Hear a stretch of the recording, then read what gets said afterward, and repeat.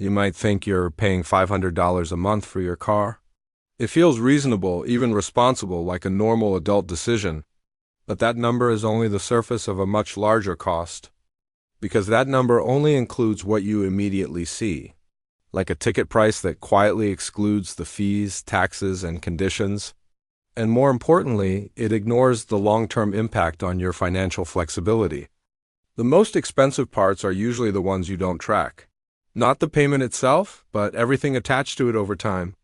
Insurance, maintenance, interest, and the opportunity cost quietly compound in the background. And when you actually add everything up honestly, the number changes. What looks like a small monthly decision expands across your time horizon. Over years, it can quietly turn into a six-figure financial commitment. Welcome to The Margin. This channel breaks down the uncomfortable math behind modern financial life. In this video, we'll look at what a car really costs, beyond the monthly payment. Let's start with a number that feels familiar. $500 a month sounds manageable at first glance. It fits neatly within what feels like a reasonable risk over your current time horizon. Dealerships understand this behavior very well. They rarely emphasize the full price up front. Instead, they anchor your attention to the monthly payment. The human brain does not naturally calculate totals over long periods. It prefers smaller, immediate numbers with lower perceived volatility. So we think in installments instead of accumulation. 500 feels small compared to 30,000. But mathematically, they represent the same commitment over time. The difference is only in how the cost is framed. This is where the structure begins to shift. Extending the loan reduces the visible monthly pressure, but it increases your long-term exposure quietly through time. 6 years becomes normal. 7 years starts to feel acceptable. Even 8 years no longer seems unusual in this system. Not because it is the optimal financial decision, but because it is the only way to reduce short-term friction. The system trades long-term compounding cost for short-term comfort. So you agree to the deal without much resistance. Not because the total cost makes sense, but because the monthly number does not trigger immediate discomfort. Let's run the full number, not the comfortable one. $500 a month over 7 years becomes $42,000. Time quietly compounds what feels small into something much heavier, and that's only the base layer. It doesn't include interest, which adds volatility over a longer time horizon. The real cost starts drifting upward before you notice. Add a conservative interest assumption. The total moves closer to $48,000 over the same period. It still feels normal because the increase is gradual, not sudden. Now layer in insurance, something most people treat as fixed. Around $200 a month adds another stream of cost. It extends the financial commitment across the same time horizon. Over 84 months, that insurance becomes $16,800. The total now reaches $64,800. Compounding isn't dramatic, but it is persistent. And we still haven't included fuel, maintenance, or unexpected drawdowns. These are variable costs with their own volatility. They don't show up front, but they always arrive. Add a modest $300 per month for operations. Over 7 years, that becomes $25,200. The long-term total approaches $90,000. And this is the real number behind a $500 payment. Not luxury, just a normal car under a long commitment. The risk isn't the price, it's the duration. Now we reach the part that rarely gets attention. The value of your car does not increase over time. It quietly moves in the opposite direction. In the first year, the drop can be around 20%. After that, it keeps declining without asking for permission. Time keeps pushing it lower. After 7 years, the number looks very different. What once felt expensive now feels reduced.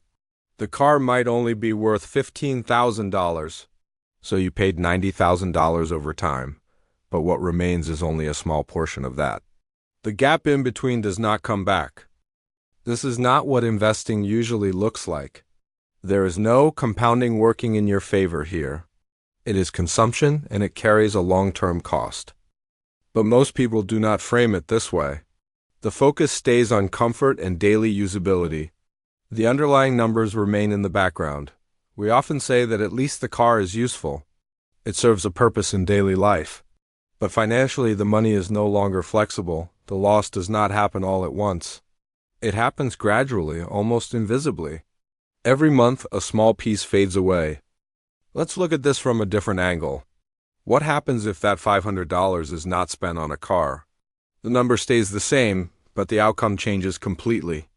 If that money is invested simply, with a conservative 8% return over time, over a 7-year horizon, it begins to behave differently.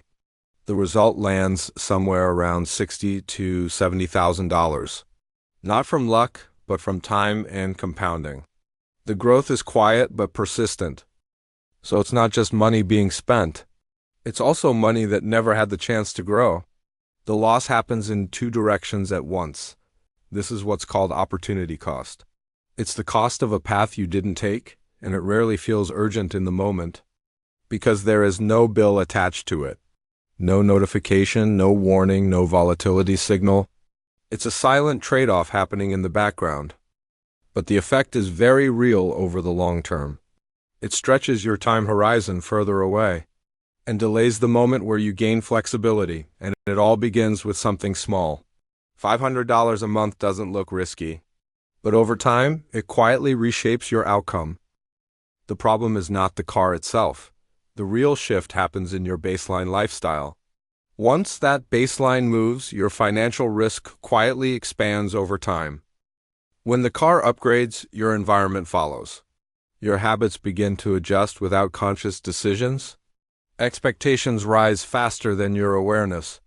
Fuel costs increase with the upgrade. Maintenance becomes less predictable and more expensive over time. Insurance adds another layer of long-term financial drag. Suddenly, the $500 payment is no longer isolated. It becomes part of a wider cost ecosystem. Each layer compounds the total financial pressure. This is why income growth feels ineffective. Your expenses expand faster than your earning momentum. The result is a constant feeling of financial compression.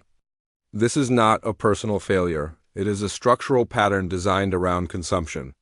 The system rewards spending more than long-term stability.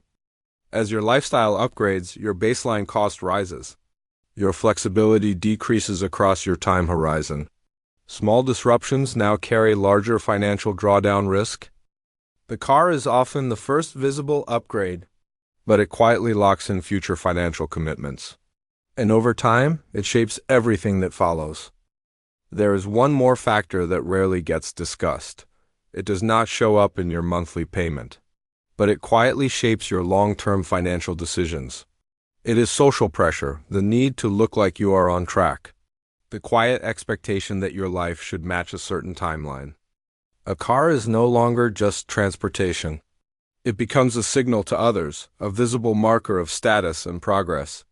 And signals come with a cost, not just in money, but in decision-making. They influence how you think about risk and long-term priorities. You start buying things to be seen, not necessarily because you need them. And that changes your relationship with money over time. The problem is you cannot stop at one level. There's always another upgrade waiting. Lifestyle inflation compounds quietly over time. Over time, your life becomes reactive. You adjust based on expectations, not intention. Volatility in income starts to feel more dangerous, and it often starts with something small. A decision that feels manageable in the short term, but expands across your time horizon more than expected. The real question is not whether you can afford it. The real question is what you are trading away to make it work. Every financial decision carries a hidden exchange over your time horizon. You are not just paying with money. You are paying with flexibility, optionality, and future decisions. Those costs rarely show up on the monthly statement. Buying an expensive car is not automatically a bad decision, but most people underestimate its full long-term cost, especially when volatility in life shows up unexpectedly. The alternative is not about being cheap. It is about being aware of the system you are entering. Awareness reduces unnecessary risk over the long term. Monthly payments feel small by design. The total cost tells a very different story. Compounding quietly turns small numbers into large commitments. Instead of asking if it feels affordable today, ask whether it still makes sense across 7 years. Time horizon changes how risk actually looks. Most financial decisions feel harmless in the moment. The real impact shows up later as reduced flexibility, often during moments of drawdown or pressure. By the time you fully notice the cost, your options are already limited. And reversing the decision becomes more expensive than expected. A $500 monthly car payment doesn't feel dangerous at first. It fits inside your monthly budget and feels manageable. But the real risk only shows up when you zoom out across time. This is not about being cheap or avoiding enjoyment. It is about understanding the trade-offs behind every financial decision. Every dollar you commit changes your flexibility and risk exposure. Every decision has a price, even when it is not obvious. Some costs are delayed, hidden inside interest, maintenance, and lost opportunities, and those hidden costs compound quietly over time. When you start seeing money this way, your behavior shifts naturally. You are not just saving small amounts, you are protecting your long-term options. That is how control builds over time, not through intensity but consistency. If this way of thinking feels familiar, you are not alone. Most people sense something is off but cannot see the numbers clearly. This is what we do at the margin. We make the hidden math visible.